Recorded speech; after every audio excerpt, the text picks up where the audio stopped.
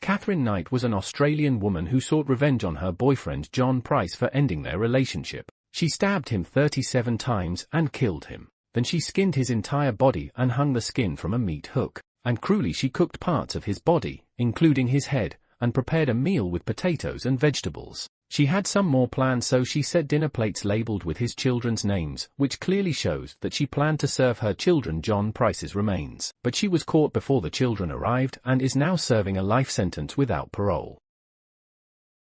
In 945, Prince Igor was the ruler of Kievan Rus, was killed by one of his tribes named as Drevlian. They captured him, tied each of his legs to 2 bent trees, and let the tree snap back, which ripped his body apart. Later on, after his death, they sent different envoys to his wife Olga for marriage proposals. She got a chance to get her revenge, so she used this cleverly and buried the first envoy alive, locked the second group of envoys in a bathhouse and burned them alive. Then she held a fake funeral for her husband and got the Drevlian leaders drunk and massacred 5,000 of them. And lastly, she demanded a tribute of birds from the remaining Drevlians and tied sulfur-soaked cloths to their legs and set their city on fire when they flew home.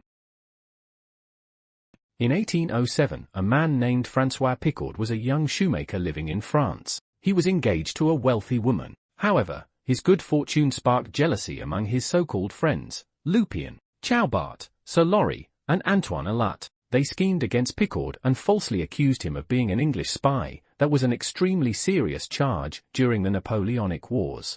As a result, Picaud was arrested, and without a fair trial, he was thrown into prison, where he remained for 7 long years. During his imprisonment, he befriended a wealthy Italian priest. Before dying, that priest revealed the location of a hidden treasure in Milan. Finally, when Picaud was finally released in 1814, he returned to Nimes to catch his thirst of revenge. Meanwhile, his former fiancée had been forced to marry Lupien. He was the mastermind of this betrayal.